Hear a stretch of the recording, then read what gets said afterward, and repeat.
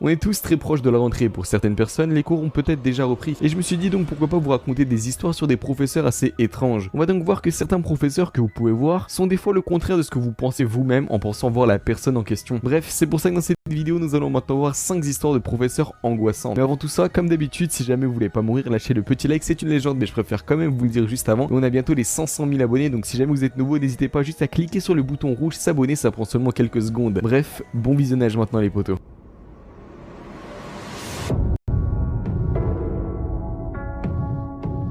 Avant de commencer réellement cette vidéo, je tiens à vous préciser que dans cette vidéo en question, je vais vous raconter des courtes pastilles d'histoire, de toutes petites histoires même. Mais à défaut d'être longues, eh bien les histoires que vous allez maintenant entendre dans cette vidéo sont toutes vraies. Donc voilà l'histoire en question. Nous allons maintenant parler d'un groupe d'étudiants de 14 ans au Royaume-Uni. Ils ont introduit secrètement une caméra vidéo dans la salle de classe et avaient prévu en fait de faire une grosse blague à leurs enseignants afin qu'ils filment le tout et que tout ça aille ensuite sur internet et sur YouTube. Les étudiants ont donc commencé à mal se comporter, ont commencé à crier sur le professeur et ont fait plein de trucs en gros pour qu'il pète un plomb. Mais le problème dans tout ça, c'est qu'il n'avait jamais prédit ce qui allait se passer par la suite. C'est sur le moment quand un garçon lui a dit une insulte en face devant le professeur, et bien ce dernier a soudainement craqué. Il a ramassé un bâton en métal par terre et a commencé à frapper le garçon par-dessus la tête en criant « Meurs, meurs, meurs ». Et finalement dans cette histoire, les seules images de la caméra ont montré en fait des étudiants terrifiés fuyant le professeur en question enragé. Le garçon a été grièvement blessé, mais il n'est pas mort et ensuite a réussi à récupérer de ses blessures. Après un procès très long, et bien l'enseignant a été condamné au service pénitentiaire de la ville et il n'a jamais pu enseigner par la suite. Triste fin quand même pour un professeur qui n'avait rien demandé à la base.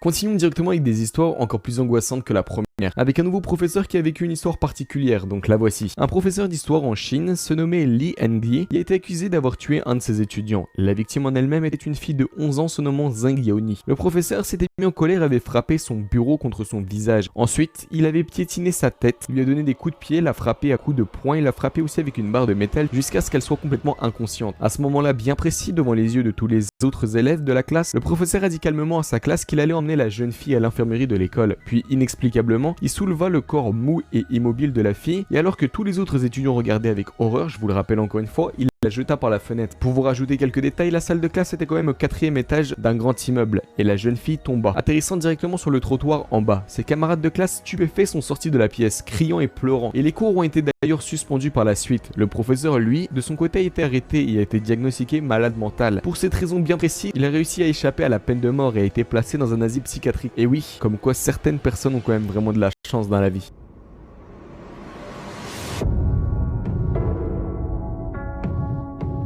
Bon les potos, ne pensez surtout pas qu'on est arrivé à un haut niveau là, non, pas du tout. Je vous invite d'ailleurs à rester bien jusqu'à la fin de la vidéo, vu que vous allez vraiment être choqués si jamais ce n'est toujours pas le cas dans cette vidéo. Donc voici maintenant l'histoire d'un étudiant directement. Mon professeur était assez bizarre, il avait l'habitude d'essuyer le tuyau avec sa main et de lécher la craie présente sur ses doigts. Il grattait ensuite assez fréquemment la craie contre ses dents et quand il avait de la craie sous les ongles, eh bien il s'asseyait à son bureau et commençait à manger tout ce qui restait sous ses doigts. Mon année scolaire se déroulait tranquillement d'ailleurs. Quand un matin, pendant un test, j'ai levé les yeux et je l'ai regardé prendre sa main et se l'insérer directement dans son chemisier. Il a ensuite essuyé sa main le long de son torse, sur son ventre, autour de ses côtes, sous ses aisselles et l'a ensuite ramené. Waouh, c'était vraiment très bizarre. 10 secondes plus tard, il regarda autour de la classe pour vérifier si quelqu'un l'avait regardé, puis sentit sa main et la lécha du bout de ses doigts jusqu'à l'autre bout de sa main et commença à sucer le bout de ses doigts et ce pendant quand même quelques minutes. Je me suis ensuite assis au premier rang et il avait l'habitude d'emprunter souvent mes crayons sans me le demander. J'étais vraiment terrorisé en le regardant les tenir, les mâcher ou encore les lécher. Je ne pensais surtout pas les utiliser après qu'il les ait touchés. À la fin du semestre, j'avais déjà 2 trousses, une pour mes propres crayons et une autre pour les crayons qu'il avait déjà touchés. Mais je n'étais pas le seul dans la classe et un jour, pendant la 2e année avec ce professeur en question, eh bien une fille avec un visage assez bizarre nous a rejoint. Elle se mettait souvent à côté de moi en classe, c'est-à-dire devant, et subissait le même problème que moi, mais ne disait strictement rien et continuait à sourire quand même. C'est quelques jours plus tard, après la rentrée, que le directeur nous a donné une nouvelle terrifiante qui disait que notre professeur avait été assassiné par cette fille en question et que le corps du professeur avait été retrouvé avec plein de crayons enfoncés dans tout le corps. Waouh les potos quand même. Comme quoi c'est souvent les plus calmes, les plus dangereux, faut faire attention à ça.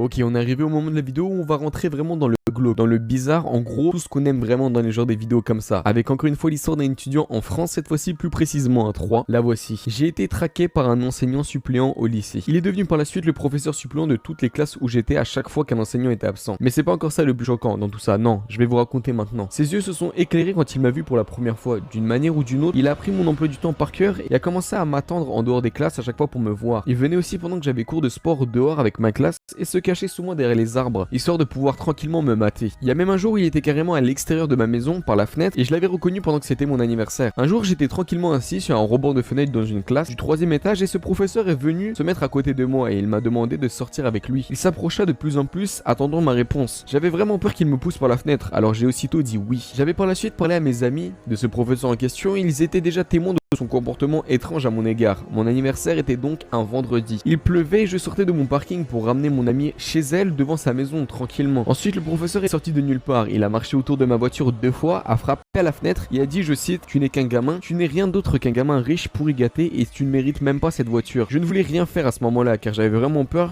et mon ami m'a dit à ce moment-là très précis que si jamais je ne faisais rien, eh bien il allait le dire aussitôt au directeur le lendemain matin. J'étais vraiment terrifié. En fait, dans tout ça je pensais vraiment que j'allais m'en prendre plein la gueule. J'avais surtout peur que mes parents pensent que c'était ma faute dans tout ça. Du coup tout le week-end s'est déroulé et j'étais vraiment terrifié. Finalement lundi matin est arrivé et je tremblais déjà dans mes chaussures. Mais sur le haut-parleur dans les couloirs du lycée, eh bien le principal a annoncé les événements de la journée. Il a dit que le professeur suppléant ne serait pas là aujourd'hui. En fait, il avait été assassiné par un des parents d'élèves qu'il avait essayé de... Bah voilà quoi, je pense que vous l'avez très bien compris. Et est mort aussitôt sur place. Je vous cache pas qu'intérieurement j'étais assez content. Vraiment très glauque comme l'histoire. Très glauque les potos l'histoire.